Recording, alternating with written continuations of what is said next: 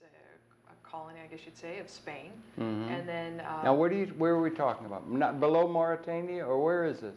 Or it would be. I don't have a map. Where's my yeah, we don't phone? have the map here, but we haven't. But above, you know, south of Morocco, I guess you'd say, and then above, and I know someone's watching this going, what? But they were basically, when Spain pulled out, Morocco did what was called a Green March, and marched in 200,000, if I remember correctly, Moroccans to take over the land that was held by the Saharawian people. They then fled to the deserts, and this was back when they used to napalm. And they had no, I mean, you have to understand, these people aren't all nomad, there's doctors and architects and living along the ocean in very nice lives. And they had to flee to the desert.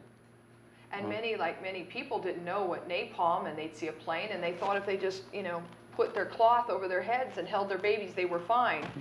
And they were completely... They were napalmed? I didn't realize. When are we talking about? 73, I guess, or 75, somewhere in... Pretty awful. Awful. And people were made to flee into the desert. Yeah, and Algeria, you know, allowed them an outpost, and they've been there ever since. And how many, do you happen to know? I don't know if you would. A little over 200,000. That's a lot of people. That's a lot of souls, yeah. Yeah. And they're divided into, I think it's 4 camps in case there's an outbreak. And in fact, their president was nominated for a Nobel Peace Prize in 2001. Really? Okay. Yeah, he lost to Jimmy Carter. But, I see. I had been there just shortly before that nomination came out. And it's just the power of the mind, and their graciousness. They're liberal Muslim. The women are running the camps. I mean, if anything, they run a 5-star, you know, refugee camp. And 5-star refugee camp. I think they should be very proud of what they've managed to accomplish and how they've managed to create and keep a sense of community, a strength of their value, and their place on this earth is pretty remarkable. To sit out there and have no way of, you know, you don't have the home you used to live in, right. You don't, nothing to validate you other than your spirit, and it's tough. It's a very high cancer rate in the eyes because of the sand. I mean, they would kill anything for a pair of Oakleys or some kind of extreme sunwear. Sunglasses. Oakley is it glasses? Yeah, they make sunglasses. Okay, you're right. Okay, yeah. There's others, but they... and how did you come to be associated, or you were invited, or how did it come to be? You went there and you were among them, you entertained, or what was your role there? Right. I was invited via email by an organization, Western Sahara United, WSUS. Oh God, I should have looked at it. There's it on the note over there. No, I'm just kidding. But anyway, I was invited via an email, and it's an organization that had been involved there for quite some time. With these people, yeah. Yeah. And you were invited as an actress, a singer, an entertainer, raise an entertainer, personality. For them, and I did actually sing when I was there, but we went to Spain first to raise awareness, and then went to the camps. And I brought along my son, and a photographer, Patricia Roseman, also a model and an actress, and she came with her camera, and we shot it all in sepia tones to really kind of capture. I really wanted to.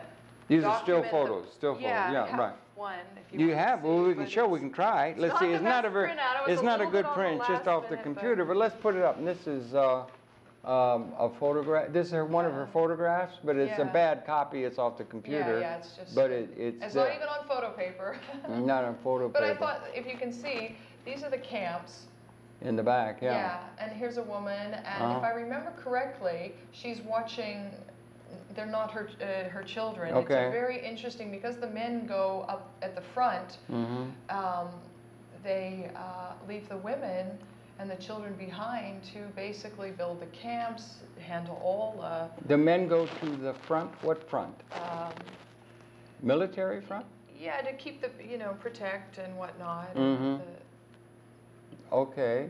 And this is one of the photographs, right? Yeah, there's a whole series online, and then you're in New York now because you were among, maybe it'll segue into that, and then we also have another photo we might show, but it will segue. You're in New York now, and I'm glad we were able to talk with you. You're in New York because you were one, maybe you could share it with us, you were one, there's a group of, let me set up the premise or the situation. You, if it's wrong, you set me straight, but there's an organization in Switzerland that has made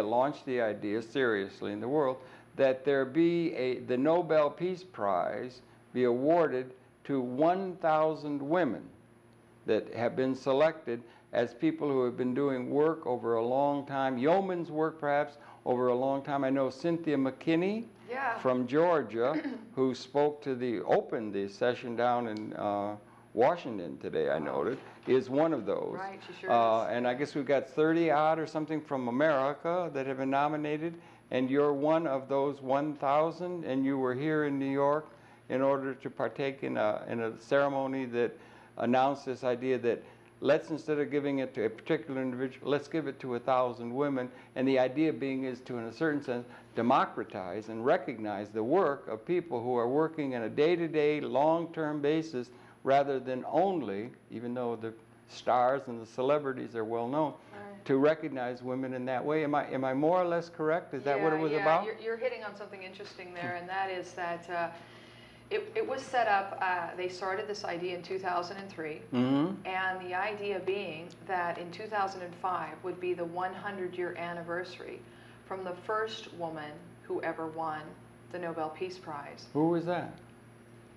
Maybe you don't remember. I didn't write it on my hand. Oh, I know. Okay, fine. Anyway, the 50th anniversary? 100th. 100th.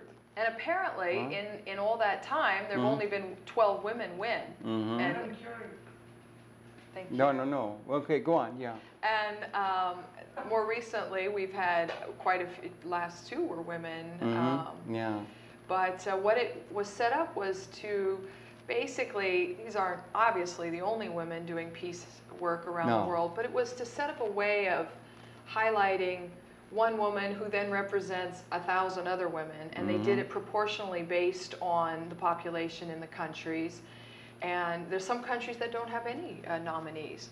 And there's other countries, I think India has over 300. Yeah, Nepal because they have 9. a huge population. Huge population and huge activism. And most of these people have been doing, most of these women have been doing activism for over 4 decades, risking their lives. Right. It's day to day, day in, day out, and helping. day out, where that's all you see. There's, you know, whether it's helping women freedom from prostitution, whether it's clean water, it's just amazing. There's so many challenges at a human level that are crying to be met, and there are people who stalwartly do that day in and day out, and that should be recognized. These are individual. A lot of them are. I mean, they do belong to groups and whatnot, but you know, they're not financed by General Motors. These are people or even an NGO behind them. Sometimes they're working just on their own. Just on their own. Not even in an organization, and that's being recognized. And then it's 1,000 women have actually been nominated for that prize, and it went to things like Doctors Without Borders, organizations or individuals, but now they're proposing, and it's a move toward trying to democratize, in a certain sense, recognition of the many people that are involved in the movements that are so called for all around the world. It seems to me, and particularly the women of the world, which have been neglected more than they should have, because they've contributed mightily to meeting those nurturing and needs of the human society in association with the least advantaged in a very important way that should be recognized. I agree with that, and I congratulate you and your colleagues on that. I think it's a really exceptional idea, and to be involved in something like that, and something where, once again, things are shared, and the idea of the book is coming out documenting the women starting in mid-October out of Switzerland. The publisher is Scalo Publishing, SCALO.com. They just finished, or they published the Dalai Lama's last book. Oh, really? Same publisher. So basically, they're in the middle of finishing a book that will document all 1,000 women's work. Good, very good. Present that at the ceremonies in December. And how does it go? I don't remember. what is the timetable in terms of the Nobel Peace Prize being announced? When is it announced and that sort of thing? And what is the schedule? And so on? I believe that they announce it October 14th. Oh, really? If October just coming up this month, next month? Yeah. Oh, I see. And when will the book come out? Shortly thereafter. Thereafter, yeah. I see. And it'll be in libraries and things like that. So right. it's, you know, for time to come and inspire, you know, future women to keep that, pass the torch. Basically. Yeah, and also to inspire women who are doing things, again, it's just things that are being done by a whole bunch of people in a consistent way, which should be recognized. Yeah. Because it's, you know, and we have a photograph. You're in New York, but this is another photograph, not exactly the best photograph taken off the computer and so forth in terms of the photographic quality. But this is taken just recently when you were here among some, who were the people, the women that you're... Well, a lot of it was a meeting of a Canadian and American. There's an Australian or New Zealander in there and some others. But it was basically to highlight and get together and you know, address. And there was a little ceremony or a little thing here at the General Assembly opening. At the United Nations. Yeah. And recognizing this notion, this idea. Yeah. Are you in this picture or not? Are you? That's me. Oh, that's you over to the side. Yeah, I see. And these are people from many lands and that were here. They were in New York for this event? Right.